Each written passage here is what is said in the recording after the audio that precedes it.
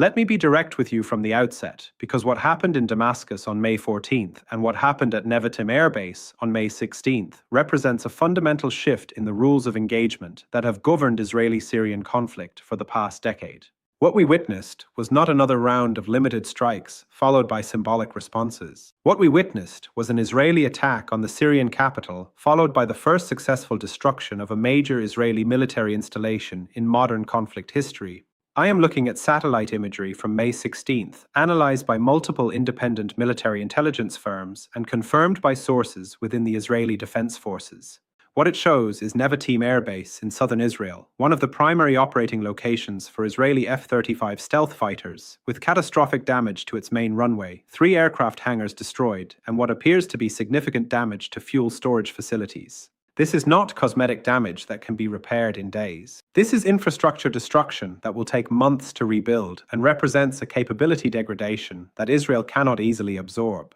In the next 20 minutes, I am going to walk you through exactly what Israel struck in Damascus, why Syria responded with unprecedented force, and why Prime Minister Netanyahu's public silence on this escalation reveals more than any statement could. This is Daily Brief. Subscribe now if you have not already, because what we are about to cover is being discussed in emergency security cabinet meetings in Jerusalem, and you are not getting this perspective from mainstream coverage. Let's start with the Damascus strike, because understanding what Israel targeted is essential to understanding why the Syrian response was so severe. On May 14th, at approximately 0320 hours local time, Israeli aircraft launched a coordinated strike package targeting what Israeli officials described as Iranian weapons storage facilities near Damascus International Airport.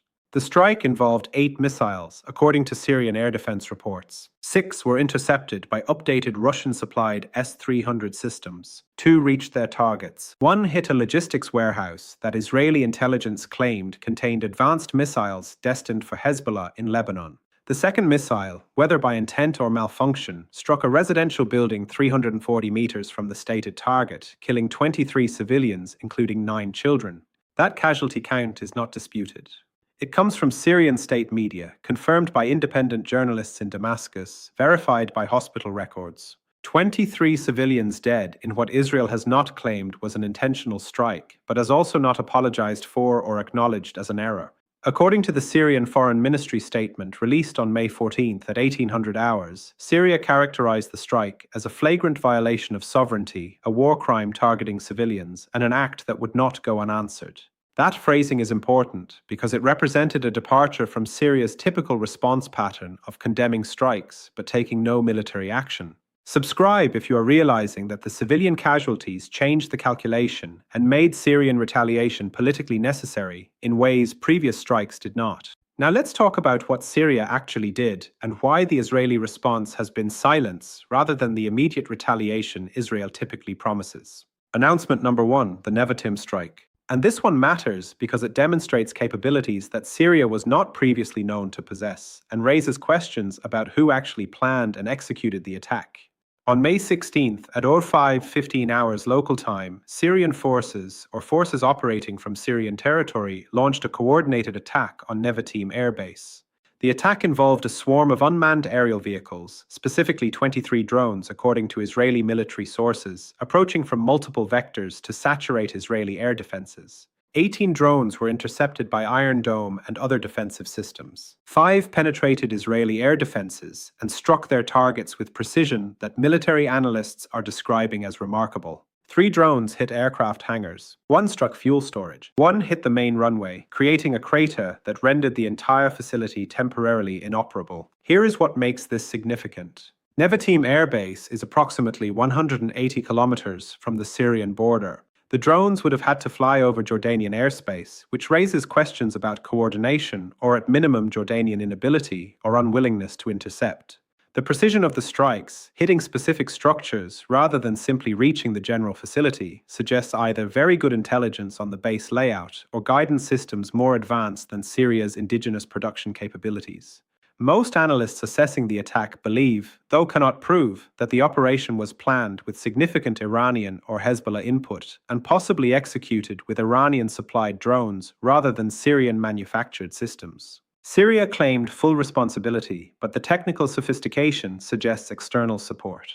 Colonel Jacques Beau, former Swiss intelligence officer and United Nations security analyst, stated in an analysis published on May 17th, and I am quoting him directly, that the Nevatim attack demonstrates a level of coordination, technical capability, and operational security that suggests involvement of actors with considerably more experience in complex aerial operations than Syrian forces typically demonstrate. That is military analyst language for Iran or Hezbollah probably planned this. Within 12 hours of the strike, Israeli officials confirmed the attack had occurred, but provided minimal details. Prime Minister Netanyahu, who typically holds press conferences within hours of any military incident to explain Israeli actions and promise retaliation, said nothing publicly for 48 hours. When he finally spoke on May 18th, he confirmed the attack, stated that Israel's security situation remained stable, and conspicuously did not promise immediate retaliation or even name Syria as the attacker. Received.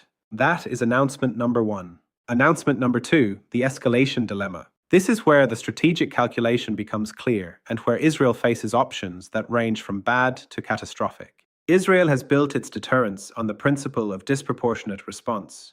When attacked, Israel retaliates with overwhelming force to ensure that the costs of attacking Israel always exceed any benefits. That doctrine works when you have clear escalation dominance, meaning you can hit harder than your opponent no matter what they do. But what happens when your opponent demonstrates they can impose costs you cannot easily absorb?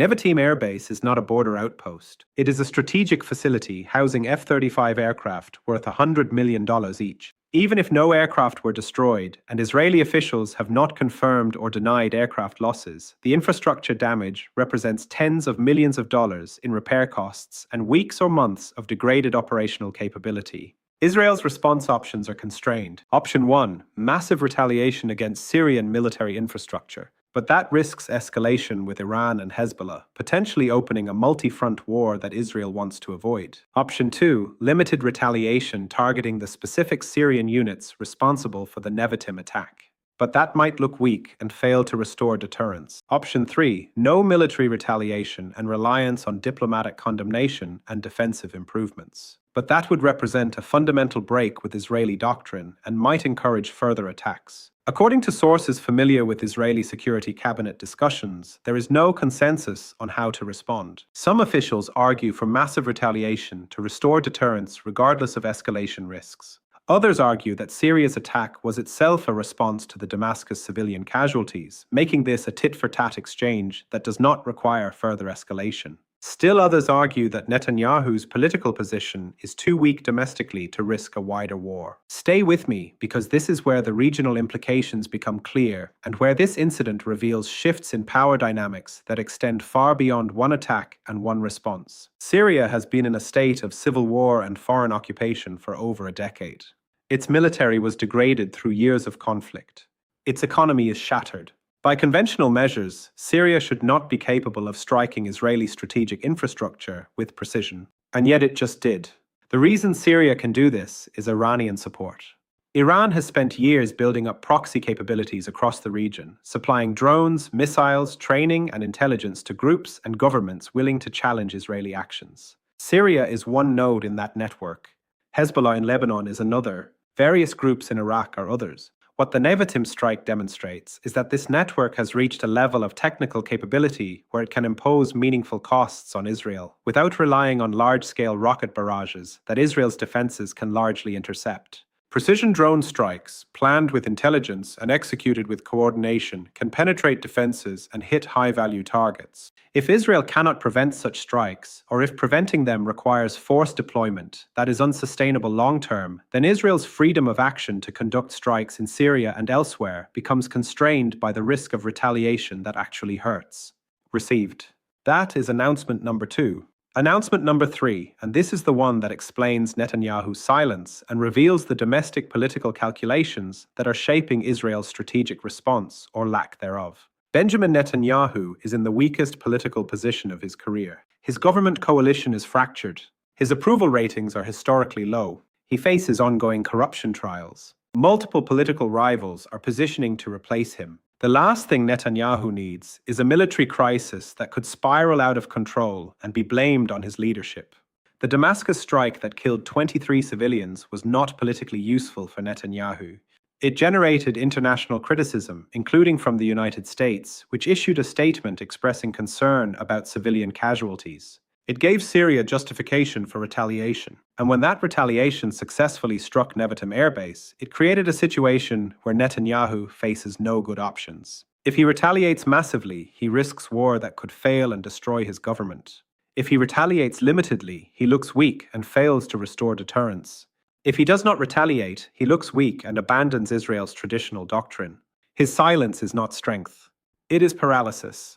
According to reporting by Haaretz citing unnamed government sources, Netanyahu's security cabinet held 3 emergency meetings in the 48 hours following the Nevatim attack. Those meetings produced no consensus on response. Defense Minister Yoav Gallant reportedly advocated for immediate strikes on Syrian air defense systems and Iranian positions in Syria. Foreign Minister Israel Katz argued for diplomatic escalation and international condemnation. Netanyahu himself reportedly said nothing conclusive, allowing the cabinet to debate without making a decision. That is not leadership. That is a prime minister hoping the problem resolves itself or that he can delay until domestic political attention shifts elsewhere. Now let's talk about what this means for the broader regional security architecture, because one successful Syrian strike on Israeli territory does not change everything, but it does change something important. For years, Israel operated under the assumption that it could strike Syrian territory, Iranian positions in Syria, and Hezbollah weapons shipments with relative impunity. Syria might protest. Russia might express concern. Iran might make threats. But actual retaliation that imposed meaningful costs on Israel was rare enough to be strategically irrelevant. That calculation is now questionable. If Syrian or Iranian forces can successfully strike Israeli strategic infrastructure in retaliation for Israeli strikes, then Israel must factor that cost into its decision-making. That does not mean Israel stops striking Syria. It means Israel has to consider whether each strike is worth the potential retaliation. That shift, even at the margin, represents a change in regional deterrence dynamics. Israel's freedom of action is constrained when actions have meaningful costs, and the Nevatim strike demonstrated that costs can be meaningful. If you follow Middle East security, if you invest in Israeli defense stocks, if you track regional stability for any reason, this incident is not just another round of strikes and counterstrikes. It is a data point showing that the balance of military capabilities is shifting in ways that favor actors willing to use precision drone swarms against high-value targets. This pattern has appeared before in military history. When a weaker actor develops the capability to impose costs on a stronger actor's strategic assets, the stronger actor's freedom of action becomes constrained, even if overall military superiority remains unchanged. During the Cold War, the Soviet Union could not match American conventional military power. But Soviet development of intercontinental ballistic missiles gave Moscow the capability to impose catastrophic costs on the United States, which constrained American freedom of action despite overwhelming conventional superiority. That is what deterrence through punishment looks like, and it can work even when the punishing power is weaker in most measures of military capability. Syria is not the Soviet Union, but Iran's development of proxy networks capable of precision strikes on Israeli strategic infrastructure creates a similar dynamic at regional scale. Israel remains militarily superior, but that superiority is less useful if exercising it triggers retaliation that hits targets Israel cannot afford to lose. So where does this leave us? Let me give you 3 paths for how this situation develops. Path 1. Israeli restraint becomes the new normal. Israel continues strikes in Syria, but with greater selectivity, focusing on the highest value targets and accepting that some Iranian weapons shipments will get through rather than risk retaliation. Syria and Iran interpret this as successful deterrence and maintain the capability to retaliate for future Israeli strikes. This is 45% probability because it represents a stable, if uncomfortable, equilibrium. Path 2. Delayed but massive Israeli retaliation. Netanyahu eventually overcomes domestic political paralysis and orders significant strikes on Syrian and Iranian positions. Syria and Iran respond with expanded attacks. The situation escalates into sustained conflict before eventually stabilizing at a higher level of mutual hostility. This is 35% probability because it matches historical patterns where leaders use military action to escape domestic political crises. Path 3. Multi-front escalation. Israel retaliates. Iran activates Hezbollah in Lebanon. Multiple fronts open simultaneously. Regional war emerges that draws in external powers. This is 20% probability, but if it happens, the consequences are catastrophic for regional stability and potentially global energy markets. I think we are heading toward path 1 with occasional flare-ups. Israel will continue operations but with greater caution. Netanyahu will avoid making decisions that might trigger escalation he cannot control. The regional deterrence balance will shift slightly towards Syria and Iran without fundamentally changing the overall power dynamic. Here are the questions I want you to take away. First, does this incident represent a one-time success or a replicable capability that Syria and Iran can employ regularly? Second, how does Israel restore deterrence without triggering escalation it wants to avoid? Third, what does Netanyahu's political paralysis mean for Israeli security decision-making in the near term? Tell me in the comments whether you think Israel will retaliate or whether Netanyahu's silence represents a de facto acceptance of the new status quo. Tell me if you believe this changes regional deterrence dynamics or if it is an isolated incident. We will keep tracking Israeli-Syrian tensions, Iranian proxy operations, and Netanyahu's domestic political situation. That is what Daily Brief does every single day. Subscribe now. Share this with everyone who follows Middle East security and needs to understand how one successful strike can shift regional calculations. Turn on notifications so you do not miss the next update, and we will see you in the next analysis.